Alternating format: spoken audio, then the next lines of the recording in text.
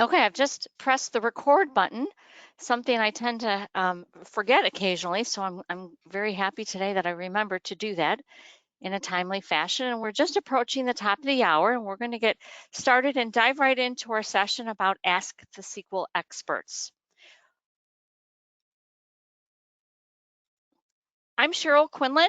I'm just sort of the MC of the event. I didn't do any of the hard work for this event. I'm the support manager, and joining me is a group from our BI support team, and they're really the experts behind this presentation today, and they're the ones who are the experts helping you as you call in or email or go through the portal for SQL help. And so I'm happy to have all of them joining us, and we'll have a chance to introduce them one by one as they present. We've got a full agenda. We're going to hit 6 topics fairly in depth, and we're going to try to take some mystery out of some of these topics. We're going to start with subqueries, and specifically nested subqueries, and at least hopefully give you an idea of when you might want to use one. We're going to dive in and look at RUNCMD. And even if you've used RUNCMD, we're hopefully going to take some of the mystery out of when you use all the quotes and when you use all the ampersands when using that command to run another command repetitively. A hidden gem is customizing the PC formats. And this is a command that you may not even realize is there in SQL. We'll talk about versioning, which is a feature that's been in the product for a little while, but maybe underutilized by the larger community out there. And the same can be said about Excel as a data source. We've had that capability for a while, and perhaps it's not used as much just because you don't know that we can do that. Then we're going to round out our discussion with a look at ESEND. And everyone who uses SQL has our ESEND product, and we're going to talk about some features there and then wrap up with some questions and answers. So as we dive in, Simone is going to kick us off with nested subqueries. Good morning. Thank you for joining us today. My name is Simone Clark. I am a support analyst here at Help Systems. Today, I will discuss nested subqueries. What is a nested subquery? We define it as a query within a query within a query. It contains more than 2 select statements. It is placed in the where clause or the having clause, and it returns a single value or a list of values to be used for comparison. There are 4 types of comparisons. For this demonstration, I will talk about the in comparison.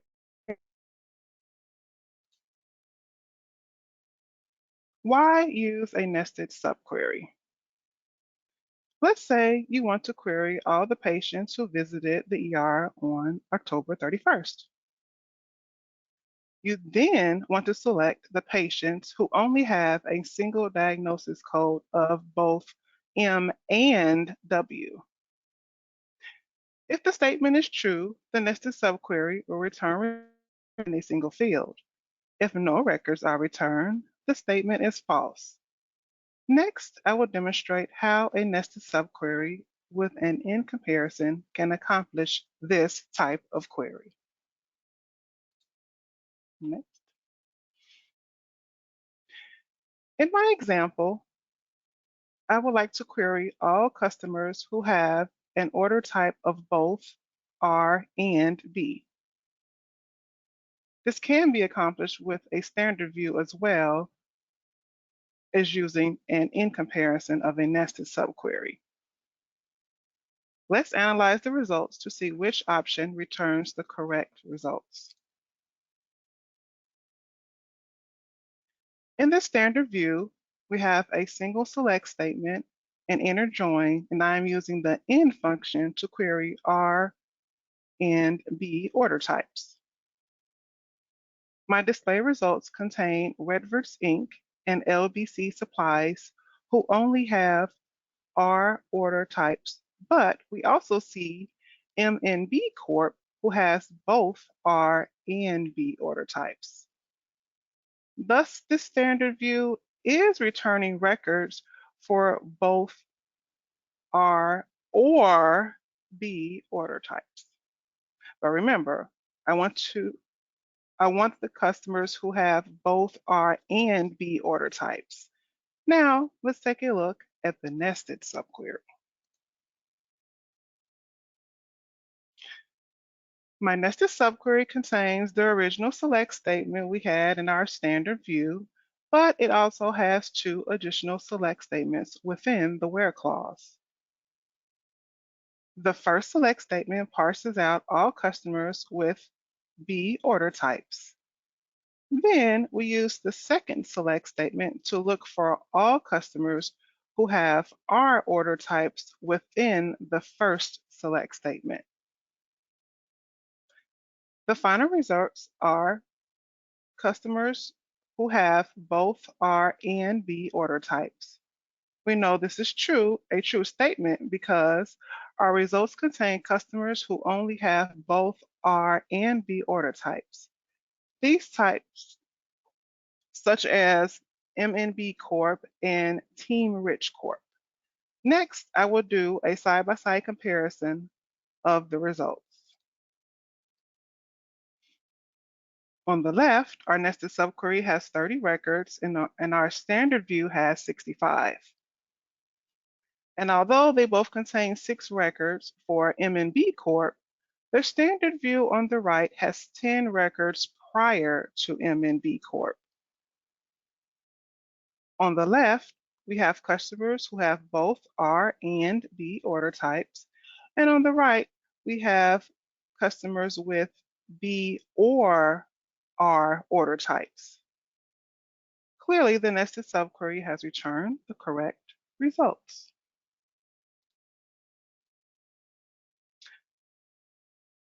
To recap, using the nested subquery, I return records for customers who have both R and B order types. We accomplished this by using the in comparison and two additional select statements on the where clause. I hope you will consider using a nested subquery the next time you need to filter your record selection or row selection dependencies. Up next, we have Scott, who will discuss the run command. Thank you, Simone. Hello, my name is Scott Hatch. I'm a support analyst here at Help Systems. Today, I would like to tell you about the run command. The run command repetitively runs a command or series of commands using a SQL statement of a view for a record selection. This list processing feature lets you run any IBM command repetitively and fill in command parameters with values from the select clause. This feature will allow you to burst specific data to the identified mail recipient. All records selected by the SQL statement or view will be processed with the command.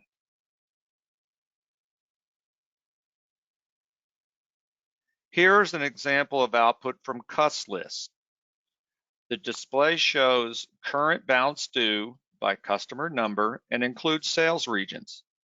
You could distribute this output to each salesperson, but the salesperson for sales region 40 would have no interest in the current balance due for M and B Corp, as they are a part of a different sales region. We will use the run command to break out the data in an Excel spreadsheet for each salesperson for their region. The spreadsheet they receive will only include their region.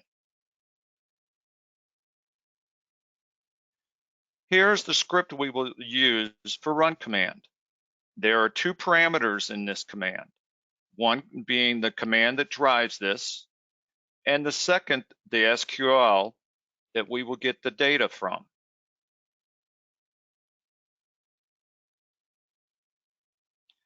We will be pulling the region, mail address, which is the recipient, and salutation from the region list file.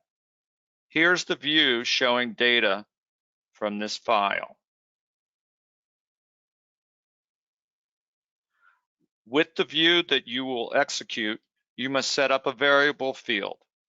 Within the CUSTLIST view, I set up &region as a number field with a length of 3 and 0 decimal.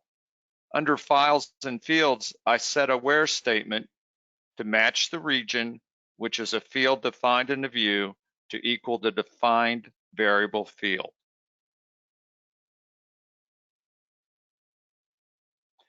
Here we are repetitively using the execute command for CUSTLIST view to output data in an Excel fashion.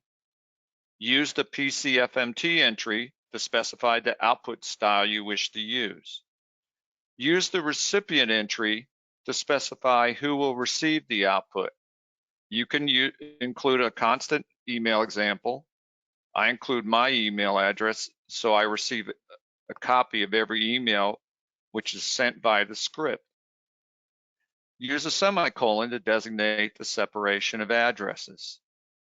Notice how the variable _, ampersand recipient, which is the field from the region list parameter, is set up.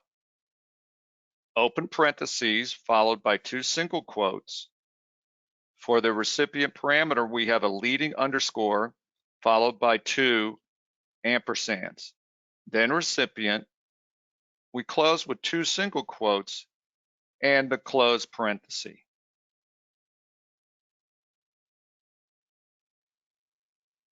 Use the EMLMSG to set up the salutation you wish to use in your email correspondence.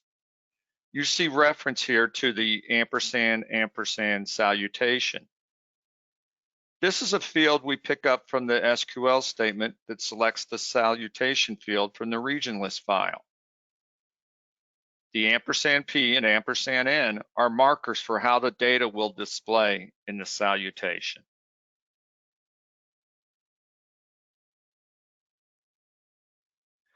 We next use the SETVAR and SQL statements.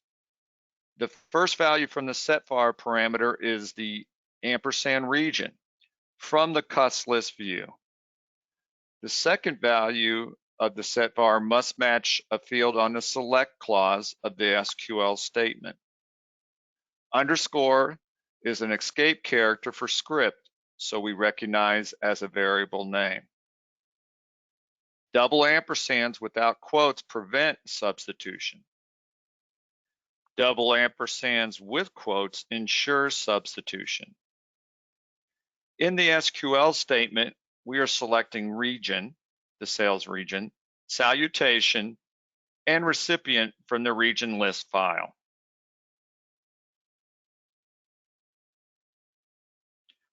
We bring you back to the run command again so you can see the execute of CUSTLIST view. The output will be in XLS format. Recipients will include myself and salespersons. The salutation for the email, the SETVAR parameters to pick up the different regions, the SQL select of region, salutation, and recipient from the region list file. As you see, I receive a copy of each email that is sent to the sales people, Mr. Smith, Ms. Jones, etc. Notice separate customer inquiry emails for salespersons from each region with an Excel spreadsheet attached.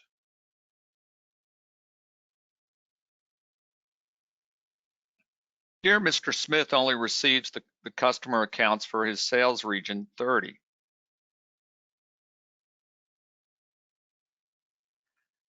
In closing about run command, the run command runs a command or series of commands using an SQL statement or view for record selection. The number of records returned by the SQL determines the number of times the command specified by the CMD parameter is run. This allows for repetitive processing of any command or SQL statement. I hope this has been an interesting review for you, and you will be able to utilize RUNCMD in the future. Next up is Jackie Doherty. Hi, this is Jackie. I am a senior support analyst with the SQL team, and I am going to be talking about and showing you how to use the command WRKPC format. This command allows you to edit an existing or create a new delimited format. And we're all familiar with some of the most common types of output, such as Microsoft Word, Excel, and PDF, but sometimes you may have a need to output data in a delimited format. And as a reminder, a delimiter is simply a character that's used to separate your individual fields or values in your output. And this is usually a comma or a tab, but it can be other characters. In order to use WRKPC format, you will need to have access to the green screen command line. And some examples of why you may want to use this command are, maybe you want to change the delimiter symbol from a comma to a pipe, or maybe you want to remove the delimiter completely. You can also change other components of your output, such as where an output string starts and ends, or what you have displayed or not displayed for your field headings. After you've created your new PC format, it will be available for use from within Viewpoint, for use in a script, and you can even use it in SQL Web Interface. So once you've issued the command WRKPC format, you will see several existing formats that are shipped with the product, as well as possibly some end user created ones. The ones that have the asterisk next to them are the canned formats available. So from this screen, I could take option 1 to select an existing format if I want to see how maybe it's set up, and then maybe decide I want to come back and take option 3 to make a copy of that, and I could adjust it as I need, or I can hit F6 if I want to create a brand new one. Once I've created the new format, it will be available for use in Viewpoint by simply right-clicking and selecting Save Results as a PC file. It's available in a SQL script within the PC format parameter, and you can use this new format in SQL Web Interface by selecting Save Results As. And just a quick note that if you do have Viewpoint open at the time of creating your new PC format, you do need to close out of Viewpoint and reopen it to see the new format available. So I can show you how this works in action.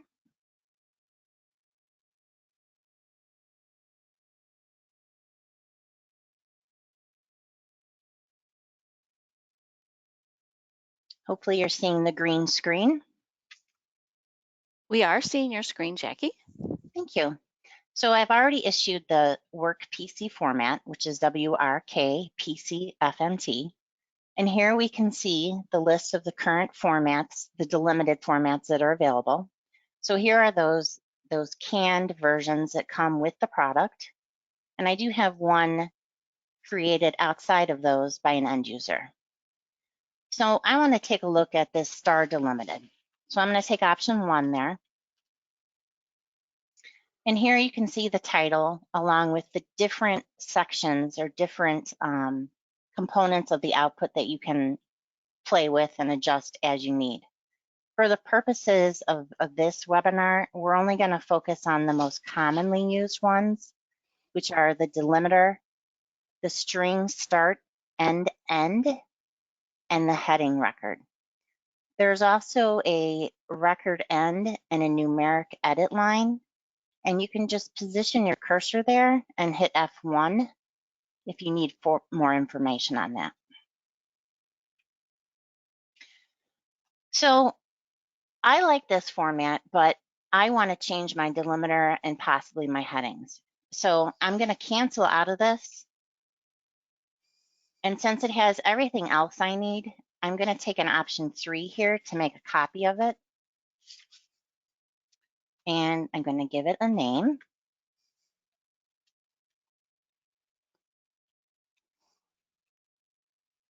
I'm going to hit enter. And so I have a copy of that star delimited we just looked at, but I want to change my delimiter. I'm going to make it a pipe character. I'm going to keep the string start and end, but I want to see my headings. So I'm going to change star none to star heading and hit enter. So you can see it's created here on this line, JD delim, with the title of JD delimited with headings. So I'm going to go ahead and launch Viewpoint.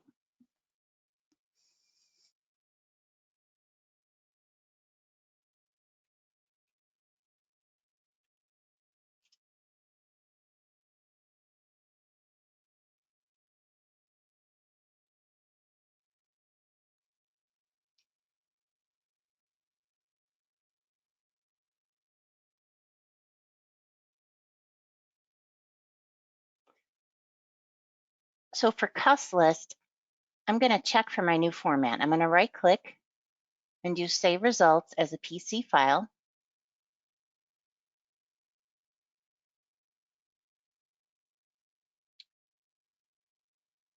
And you see you have all of your standard formats, and down here we have some of those canned ones I showed you. And here's the new one that I just created, JD delimited with headings. I'm going to go ahead and save that.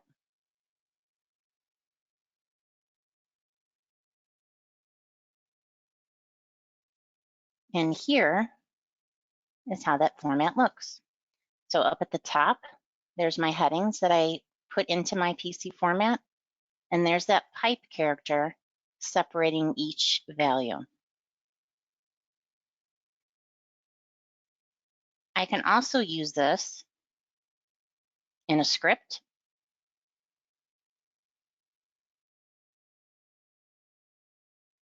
And the PC format parameter, Scott actually mentioned this too. I can change this here.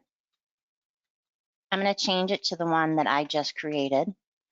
And so when I execute this, it's going to send me an email with that same format we just saw in Notepad. And finally, I can even use it in the SQL web interface. So it's Save Results, Download, and here's the most commonly used ones. So mine's going to be listed under Custom.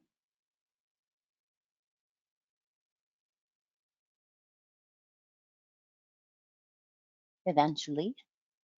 And when I click on this drop down at the bottom here, there's that JD delim. If I click OK,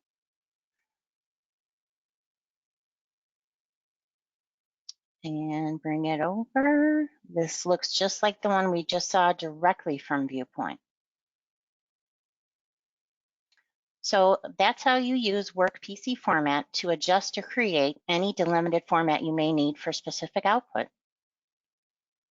So next up is my colleague, Rich Galiba.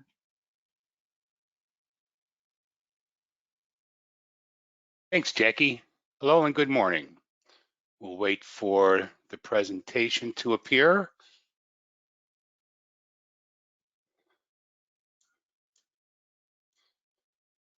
And there we have it.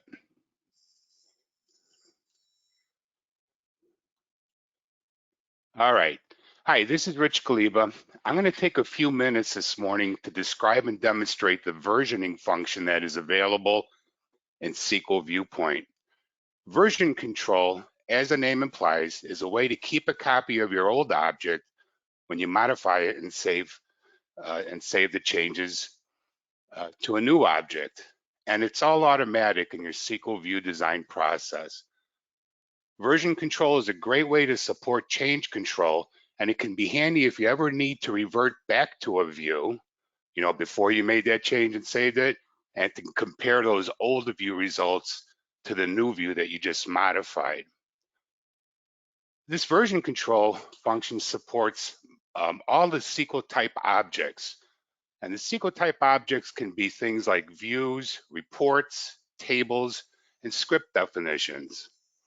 It's easy to enable the process and automatically back up your objects as you change them. And it's also a good way to keep track of changes by providing a change history and audit trail of modifications that were made to your permanently saved objects. But that's not all. There are really two flavors of version control. Objects, which I just talked about, is one way of keeping version control, but we can also keep control of export files through scripts and commands used in SQL. Export files are usually created as SQL script objects, and we commonly use the execute command to create these export files. These files are exported as PDF reports, Excel spreadsheets, and as you've seen, even ASCII text files like with CSV delimitations or pipe delimiters, commonly used for EDI transactions.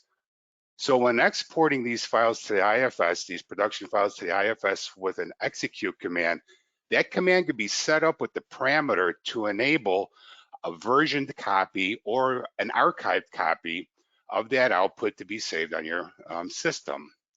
And we'll review both of these methods in the next few minutes. But first, I'd like to focus on the design, object change, and the versioning. This chart shows a simple process flow involved when versioning is enabled. After you open an object and edit it, make a change, and then save a copy, the old version is moved to a backup library and renamed with a sequential number. You can view a file that keeps track of this change history. The original object with the original name is saved to the production library and is deployed in the same way the original view was designed, meaning that all existing dashboards, shortcuts, web links that you define for the objects will remain the same, and they won't require any modification. Next slide, please. Version control is enabled by user profile default settings. This setting will control is defined by user and will create version backups when modifying objects. So the tab you're looking at now is the view result, and it shows default settings for a user named Rich G. Note the parameter for repository replace action. It is now set to *VER, and this will enable versioning for this user profile, and I'm going to use this profile for our demo in a couple minutes. Also note the repository library. This is a library that contains saved versions of the original, and this is the only change that's required to start making backups of SQL objects you modify in Viewpoint. So very easy to enable.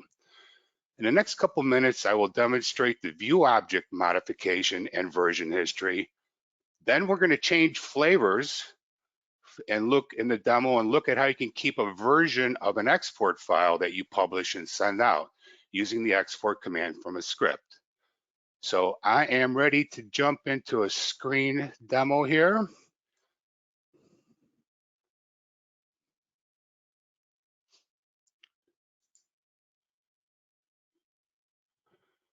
All right. You should see my Viewpoint version now, or my Viewpoint interface. Yes, we do. Okay, great.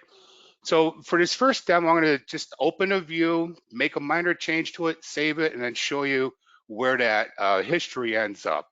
I have a common view that I use called ABC2B.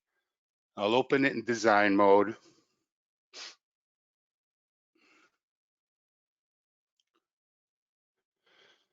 We'll make a simple change to the where clause. Of course, we know all our experts know we can put variables here, but I just want to make a change. We'll save the view, and then this process of saving behind the scenes automatically is backing up the old copy and replacing the ABC2 into my production library named Rich G. So that change was made. I press the save button. Now, a couple ways we can look at that is by browsing the backup library, which is called Rich Ver. And if I refresh this list, you'll see that there are several instances of ABC2B in this list. One was just created today on November 17th. So that's one way of seeing the changed or the older objects that you worked with. Or we could read a file. I have a version history file out there where we keep a version history file, and I built a view over that file to display the entries. And here you can see that audit list. Nothing very exciting, but just a list of who made the change, when it was made, what the old number is, what the new number is, and most importantly, a timestamp of when that change was made. So good detail for especially audit history. That's it. That's all it's all that's required to maintain versions. Turn on a switch, make a change. The second flavor of versioning is output files. So we have a script. I'll open this up in design mode. In the script, you can see I use the execute command to run a view called ABC2B to a PC format XLSX, put it in a stream file. You can email it as a PDF. You can, any kind of production distribution that you have in scripts, you probably commonly use this process. But you notice there's a parameter called replace, and it's set to VER. So if I run the script from within design mode, and we note the messages at the bottom, you'll see there's an indication that the an informational message that the stream file has been versioned. So that means we created a production file and there's a backup of that file or an archive file of the file. How do we know that? Well, one way is we can go to the IFS. We pull that panel up real quick. Hopefully the connection remained. Sometimes these connections drop. And there we go. So this is the directory it's saved in.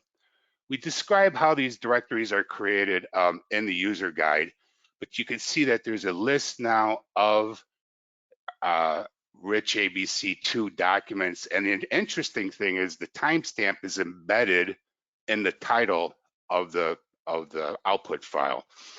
Now the end user may be getting something called sales history. You're going to get sales history with a timestamp, and that's important because if you're going to archive this stuff, it's easier now to see when they were created based on that timestamp entry.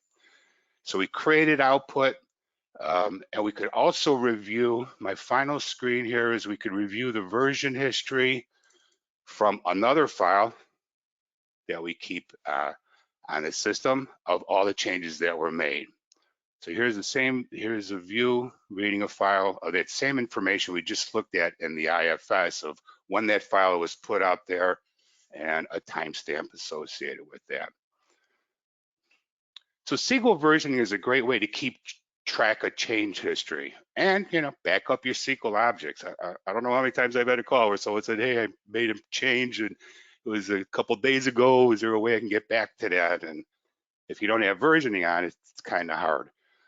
So it's an easy way to step back your design when needed. And best of all, it's automated by a simple change to user ID to start using that version change control for objects, or by a parameter on one of your output commands. And that's all I have today for versioning. I hope you give it a try and see how it works for you in the future. Next up is Brandy. Hey, thanks, Rich. Hey, everybody. This is Brandy Lulling, and I am a Principal Support Analyst here at Help Systems with the BI team. So you have a fantastic spreadsheet, right? You've got tons of data, but it's on your PC and not an IBMI file. So does that mean you can't use Viewpoint then to analyze your data? Well, no, it sure does not. You have a couple different options. First option is you could use IBM's file transfer utility. That'll help you create a file, a physical file from that Excel. And honestly, that does work really well. Or you could use the magic of Viewpoint, and that allows you to use your workbook as the actual data source for a view. So let's go ahead and take a look at that option in a bit more detail. There are 3 main points to keep in mind. 1, Viewpoint can use either an XLS or an XLSX as the input. 2, we will be using a JDBC Type 4 driver to make the connection to your spreadsheet. Now, this driver is installed automatically with SQL, so there's nothing that you have to go and download or get installed in addition. And finally, the connection does need to be predefined through either the Viewpoint administrator or the maintain host file command. And that would be just like any other remote database you would want to connect to through Viewpoint. Part of configuring the connection is specifying the location of the workbook, whether it's in the IFS directory, on your local PC, or on a network drive. Just keep in mind, though, that if your Excel is not in the IFS, you will need to have QNTC configured. Now, if you're not familiar with how to do that or even what that is, don't worry. A quick internet or Google search will lead you to many, and I mean many, articles on how you can easily get that set up.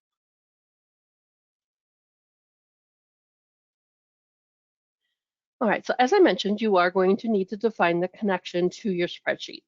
In the first example on the left, I've named this connection Excel_SQTest_AR. This is the name that you provide, and it can be just about anything that you would like it to be. To the right of the name, you'll see that the server type is set to Star Excel. Next, we have the information regarding the appropriate driver. And again, that driver is installed automatically with the SQL product. And finally, the connection string. This is where you're going to define the location and the name of your Excel. You'll notice that the spreadsheet is located in the SQTest directory of the integrated file system, or the IFS, and the file name that we're using for this example is ar.xls. Now, the second example to the right is a little bit different. This spreadsheet is located in the TMP folder on a C drive on a server called HSO409. So you can see that the connection string is set to use QNTC.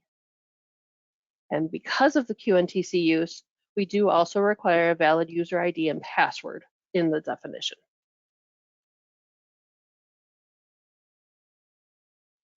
Now, once you have your connection defined, you're ready to create your view. Simply open a new view, select the connection that you did define, and that will be in the database parameter of the view's properties. Then simply select the schema, the sheet, or the tab, and finally the fields that you want included. So let me take just a quick second and show you how easy all of that is to do. Oh.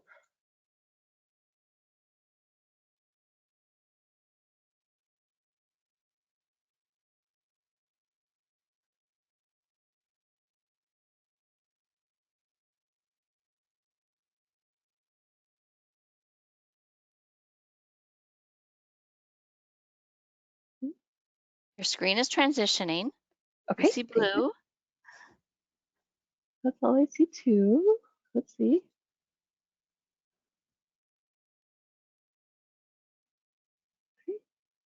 Now I see a polar bear and Viewpoint. Okay, perfect. Thank you. All right, so we're going to go ahead and just create a new view. And when that opens, of course, it'll be on a different monitor, so I will drag it over. We're going to go up and specify the database that we want to use. And at this time, we're going to use the same as my screenshot example, Excel_SQTest_AR. And I do recommend that you use syntax of star server. So we'll make that connection to that spreadsheet. And now you can go ahead and use it like any other view, any other database. So we select our schema. This particular spreadsheet has 2 different tabs, but we're going to work with the summary instead of the detail. And then you've got your fields. And I'll just select all of them. So just like that, we are creating a view that we can display in Viewpoint over an Excel spreadsheet.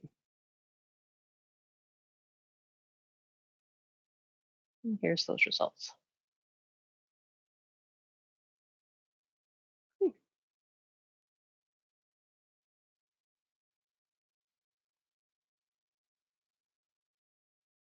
Okay, so if you want more information about using Excel as a data source or really any other remote database, go ahead and take a look at the appendix called Remote Databases in the Viewpoint User Guide. All right, so I'm going to pass it now to my friend Dave. Thanks, Brandy. Yes, my name is David Gilson, and I just want to take a few minutes to point out a few features of ESEND. Although ESEND is a standalone application, if you own SQL, you also own a piece of ESEND for free, and there are some features available to you in some of those standard features that you may not be aware of. So I just wanted to take a minute to point out a few of those, realize some of the tools you have available. So here's the standard set of features from the ESEND menu, and these are the things that you have available to you for free because you own SQL. I'm just going to point out a couple features in here so that you're aware they're there. First one is number 3, your email default settings. So if we just take a quick look at the screen from that menu option, you see there's a lot of different things you can set up here, and this is by user. A lot of them are simply controlling default values and settings. So if something is not specifically specified in a command string, it'll look here for things like file extension, signature files if you want to send with it. Let's say you're doing FTPing, there's different settings that you can use to control how that FTP is going to operate and log default colors and fonts and things. So you can do a lot of things in here to personalize ESEND to work the way you want it for different users. Okay, back to the main menu. The other feature I want to show you here is the first one here, and that's the ESNDMAIL command. Now, what's unique about this command is the ability to attach multiple attachments in a single email. So currently, let's say you have a process where you're creating some type of file and you're sending it to a customer, and then you go and run another report and it creates a spool file and you send it to the customer. So you have all these separate emails and jobs going out there. It's kind of nice if you could simply combine all those attachments in a single email. That's done by utilizing, and that's what this next screen is here, the attached list parameter of the ESNDMAIL command. Now there's 2 portions to this screen. The top couple lines is where you would specify a PC type file or a stream file, or the bottom section is where you'd specify all the needed pieces to identify a particular spool file. And like I said, you can do multiples of these on the ESNDMAIL command. So let's look at a couple examples. All right, the first command on the screen here is just using a single spool files in the attached list parameter. The second example, just in different colors, I've got 2 different spool files specified in the attached list, and you can have more than 2, you can have quite a few. Another nice feature that this ESNDMAIL command gives you is the ability to take one or more of these attachments and actually embed them in the body of the email. And that's done by utilizing the message parameter.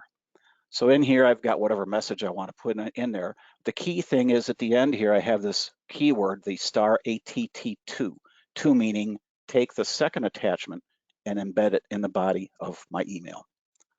So let's look at an example of actually doing this.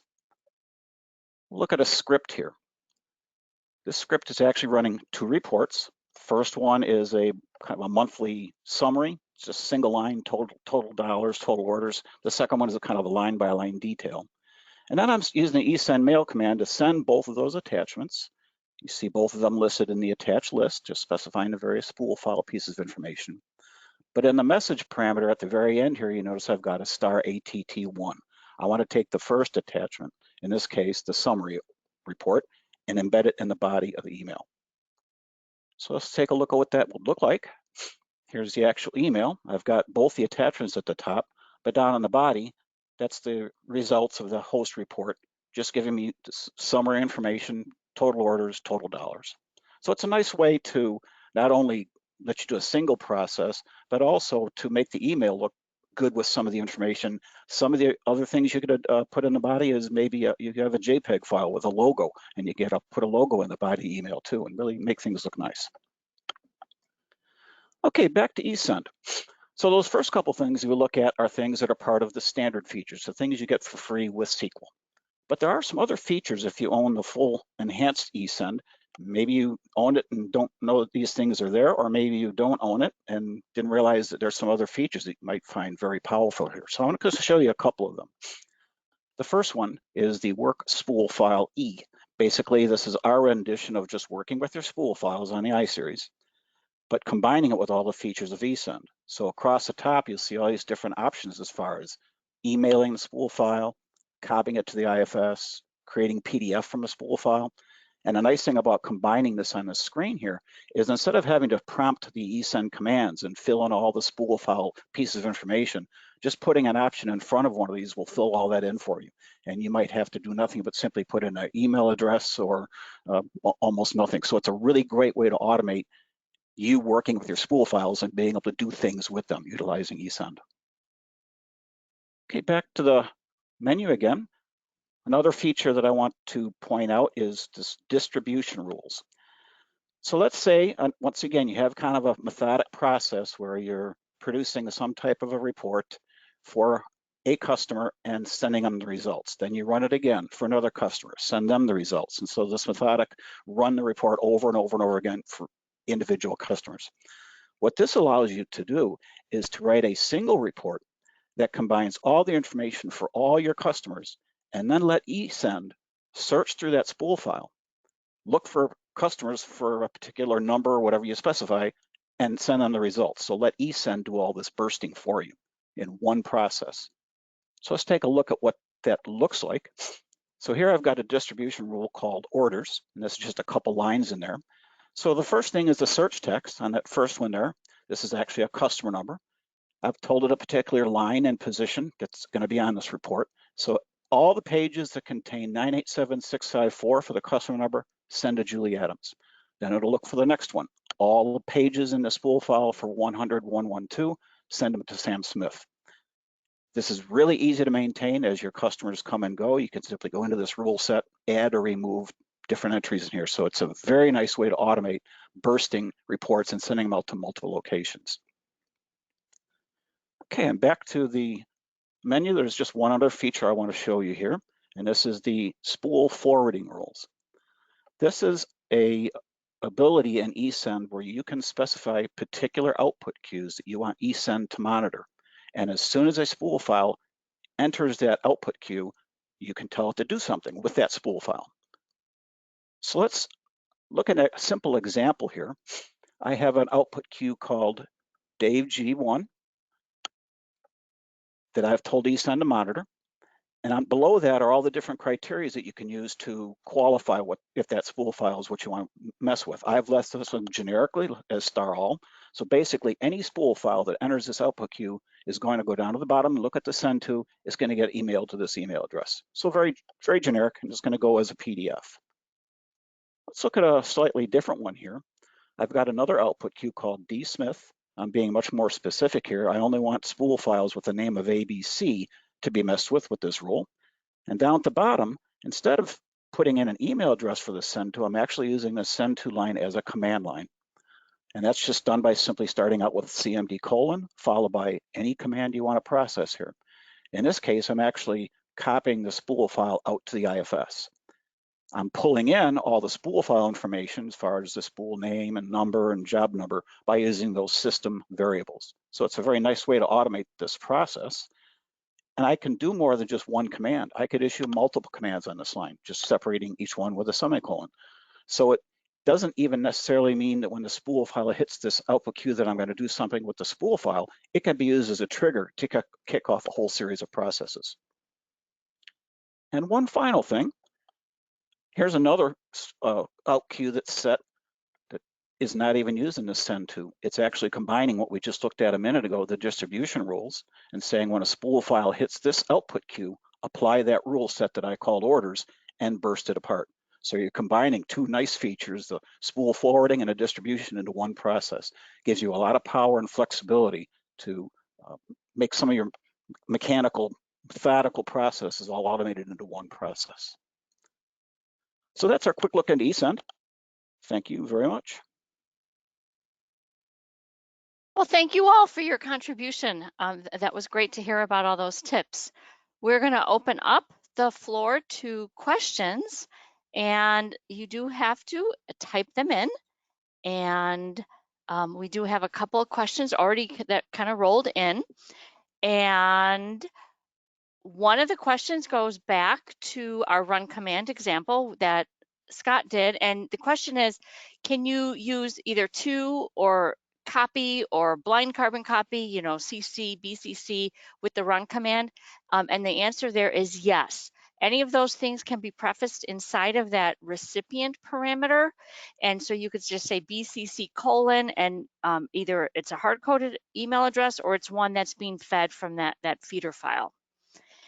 The next question was about versioning, and does versioning objects include client tables? And the answer there is yes, because the client table is still a user space object and it's saved in a library on the IBMI. So yes, we can version those as you're messing around with your client tables. And here's a good question. For the versioning, you know, kind of from a change management versioning control, should each user have their own library to kind of audit that? You know, I guess it just depends how active your users are. You know, here we all have our own version libraries. Now, in a lot of production environments, they might just use the one major library called SQL Repo, and it might depend if your users are constantly saving to their own library or going into more of a shared pool library, how you want to version that. Boy, we got a lot of good questions. Can ESEND utilize HTML in the body? Dave, I believe that answer is yes. Yes, absolutely. Okay. I'm going to keep going because we got a lot of questions. Is it possible to create a view over multiple data sources? Like a DB2 file and an SQL database table, not in the same view. But we have these things called script views, and the purpose of them was really to take and help merge data from different databases. You do have to bring the data to one source location. So you can use execute to go out to, say, the SQL database, bring that data back to the IBMI, and then that can all be joined up or merged with the union with your DB2 file. And all of that can happen within a script view. And the beautiful thing about a script view is it's a multi-step process, but it acts like a script. Acts like a view. So the right click to create an Excel spreadsheet from that or to email is all the same, and to the user, it's just one step. And I'd encourage you to reach out to us if you need a little bit more information on that. Okay. Then we had a question about the nested subquery. What is the difference of the nested using O type equals R and O type equals B? Well, that's the critical part of the nested subquery. Is what we were trying to do in that nested subquery is show you customers who had orders that were both that they either had a regular order, but they also had a back order. Each order number, and this was like an order history file, has its own order type. It can either only be R or B at one time. And so in order to get a customer who has an R maybe for order 100, but a B for order 200, you have to do the nested subquery, because to say O type equals R and O type equals B will never ever be true, because that only does the comparison on the same row. And the point of the nested subquery is to do comparisons on multiple rows. Hopefully that makes sense. If we need to explain that a little bit more, we'd be happy to take you through that example. Is it possible to set two different views to output into separate sheets into the one worksheet. No, that's not quite possible yet. When we use execute and we say PC format Excel, we can only go into one sheet at this time, and we can't say then, you know, sheet number 2. But an alternative to that, instead of pushing the data there, is start in Excel and use the Excel add-in and pull the data from Viewpoint, and then you can populate 2 different spreadsheets. Boy, we should, there's a tip we should have shown maybe in our next webinar, because that is a great way to get the data populated on multiple spreadsheets. And again, I'd encourage you to reach out to the support team if you'd like to see get more information about how that's done.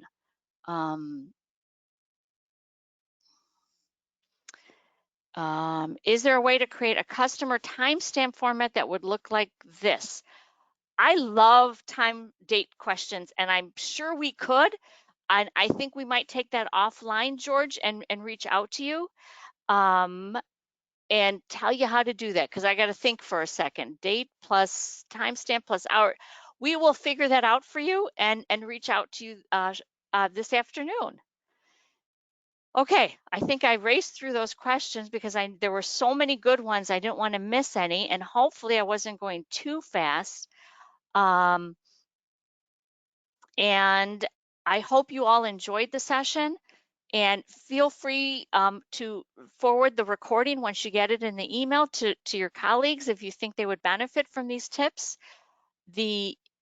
Most importantly, I want to remind you that we are here to help you. We are here, and we want you to use SQL and Viewpoint and get the most, and ESEND, and get the most out of everything that you've got licensed for. And please do reach out to us. We've got a portal.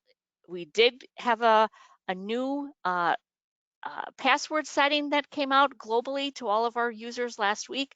So you can still get to community.helpsystems.com. Let us know if you're having any trouble signing into the portal to see things like manuals and downloads, but you can certainly get to the knowledge base without signing in. We're always here by email. Our most current and best email to use is support.sql@helpsystems.com. If you still like the phone, we love still to hear from you, either by phone or by chat. That chat is on the portal page on the Contact Us section, and we just really look forward to continuing to help you on your journey with SQL. Thank you everyone for your time. This was a fun session to put together and to sit back and watch. And kudos to our great support team and to our customers. So thank you. Goodbye, everyone.